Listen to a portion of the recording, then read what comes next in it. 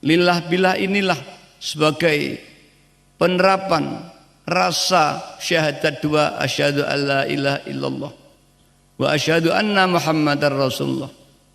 Karena itulah juga disebut iman dzauqiyah, iman merasakan. Sebagaimana kita minum air gula, kita merasakan manisnya gula saat kita yakin gula itu manis. Begitulah orang-orang yang telah dibukakan hatinya oleh Allah SWT, maka merasakan ketuhanan Allah itu di hatinya para hadirin. Namun para ahli juga sepakat, apapun tajallinya Allah tidak akan dapat dilihat oleh mata hati.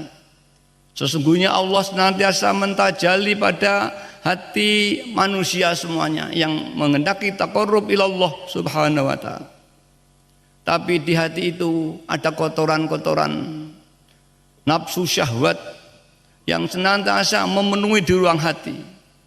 Karena penuhnya ruang hati itu dengan nafsu syahwat, nafsu rububiyah, nafsu syaitoniyah, nafsu bainiyah, hingga tidak ada satu jengkal tempat pun untuk nur ilahiyah yang akan masuk di hati orang itu.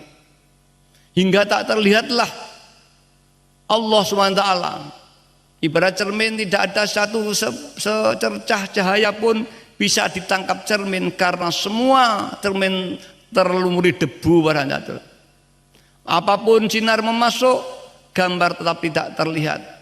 Itulah kehidupan manusia yang sengaja ditutup oleh nafsu syahwat.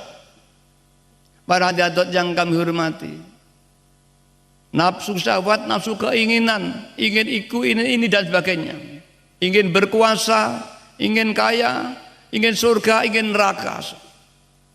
Para hadirat yang kami hormati, nafsu tadi dibagi menjadi 4, yaitu 1 nafsu bahimiyah,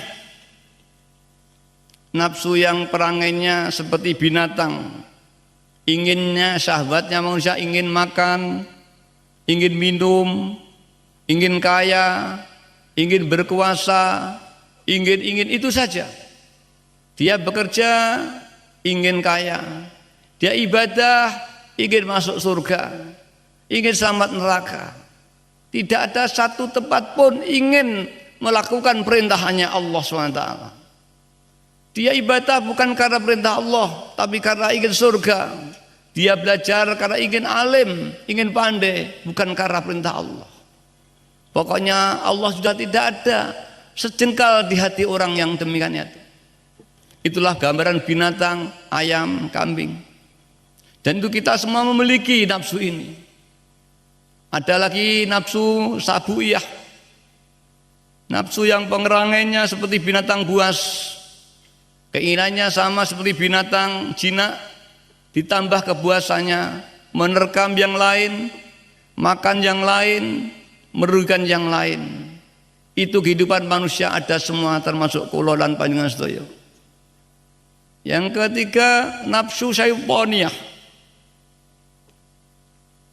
nafsu yang inginnya mengajak maksiat. Kalau diajak ibadah malas, diajak bangkit malam malas. Yang terada dalam hatinya hanya ingin maksiat. Ini maka disebut nafsu syaitoniyah, yang perangainya seperti syaiton. Kemudian nafsu yang paling berbahaya para hadirat indah tasawuf, nafsu rububiyah, nafsu yang keinginannya dipertuhankan, mengaku berkuasa, mengaku punya kemampuan, mengaku kaya, mengaku pandai, mengaku tampan, mengaku cantik, mengaku semuanya, bahkan mengaku hidup, mengaku punya kekuatan, mengaku inilah disebut rububiyah, karena aku itu hanya milik Tuhan yang Maha Kuasa. Tidak ada aku selain akunya Tuhan. Tidak ada hidup selain hidupnya Tuhan. Hidup kita itu dihidupkan Tuhan. Kekuatan kita dikuatkan Tuhan. Penglihatan kita diperlihatkan Tuhan. Maka barang siapa yang mengaku aku melihat, aku pandai, itu sama dengan mengaku jadi Tuhan para hadirat. Yang itu adalah syirik khafi, sudah menyekutukan Allah dengan diri kita. Empat perkara inilah anak-anakku hadirin hadirat yang menutupi hati kita, yang kesemuanya disimukan jadi nahwu syahwat dalam diri manusia, yang menutup mata hatinya hingga tidak melihat Allah. Para hadirin hadirat yang kami hormati, wal ahli tasawuf menggali jalan bagaimana manusia dekat kepada Allah, untuk mengeluarkan nafsu syahwat dari hati kita, untuk menjinakkan supaya nafsu bisa dimanfaatkan untuk mendekat kepada Allah Subhanahu wa taala. Bukan kita dikuasai nafsu, bukan kita ditumpai nafsu, tapi nafsu harus kita tumpai untuk mendekat kepada Allah Subhanahu wa taala. Bagaimana caranya? Mbah Yai menuntun kita. Manusia itu bergerak semua karena kehendak, karena keinginannya. Dia ingin sekolah karena ingin pandai. Dia bekerja karena ingin dapat uang. Dia tidur karena kantuk. Dia makan karena lapar. Dorongan-dorongan manusiawi nafsu inilah yang harus kita manfaatkan untuk ibadah kepada Allah Subhanahu wa taala. Yang mana pada hakikatnya nafsu itu tidak bisa dihapus dalam diri manusia. Yang hanya bisa dijinakkan dan dimanfaatkan untuk menuju pada Allah SWT. Masalahnya kita ingin sholat, ingin surga, kita kemudian berwudu. Ketika kita sholat, dirombak hati kita, bukan karena surga, tapi lillahi ta'ala, karena perintah Allah. Kita ingin puasa supaya diijabahi Allah. Kemudian ketika kita mau melihat nama itu semua ghutin, kita lillah, tidak karena tujuan kita. Itu namanya nafsu dimanfaatkan untuk mendekat kepada Allah SWT. Jangan kita sholat, di dalam sholat ternyata yang tampak surga dan neraka. Para hadirin yang kami hormati, untuk menghapus ananiah inilah Mbah Yai memberikan apa yang disebut lillah dan billah. Ananiah mengaku bisa, harus diberantas dengan billah, yaitu kita melihat, kita mendengar, itu semua yang menggerakkan Allah Subhanahu wa taala. Ini dilatih dalam hati lillah dan billah, lirrasul birasul. Dilatih senantiasa. Tapi para hadirat, kalau belum dapat taufik hidayahnya, tidak bisa. Maka mata hati tidak mampu melihat. Maka akhirnya para ahli-ahli tasawuf menggali jalan untuk menuju Allah Subhanahu wa taala, yaitu dengan jalan thariqah. Para hadirat yang kami hormati, kalau satu amalan ini digunakan untuk menuju wusul pada Allah, sebagaimana zikir atau thariqah, ini harus ada guru al-mursyid yang kamil mukamil. Ini persyaratan. Jika tidak ada guru yang kamil mukamil, yang tusilu ilallah, ia tidak akan sampai pada Tuhan.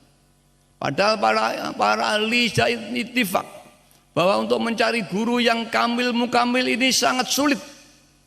Karena apa? Syaratnya guru yang kamil mukamil sangat berat. Sedangkan dari murid saja berat, apalagi dari guru para hadirin.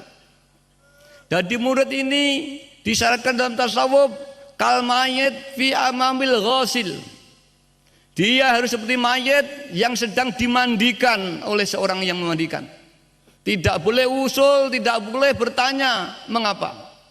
Mangkola li ustadzihi limadza la taubatalah. Barang siapa dipimpin seorang guru kamil mukamil, disuruh begini, disuruh riadah, disuruh mujadah, bertanya mengapa harus mujadah? Orang itu sudah dapat diampuni lagi dalam perguruan itu, alias batal para hadirat. Ini syarat murid sangat sulit, apalagi syaratnya seorang guru. Syarat seorang guru harus mampu dengan pandangan pancaran mata hatinya, yang dalam istilah waidah disebut an-nazrah ilahiyah, yang mampu tusilu ilallah dengan tanpa perantaraan. Bahwa muridnya di jagat barat, gurunya di jagat timur, asal muridnya itu tawasul dan ikhtiar untuk tawajuh pada gurunya, sang guru mampu menarbiyah walau di jagat barat, satu jagat timur tanpa ada hubungan. bisa memberikan satu ilmu, kesadaran tanpa wasitatul riwayah. Jadi mengajar tidak sampai membacakan, dengan pancan hatinya Allah beri kepahaman pada si murid itu, para hadirin. Demikian sulit sekali hingga Mbah Yai Majid, aku tidak sanggup.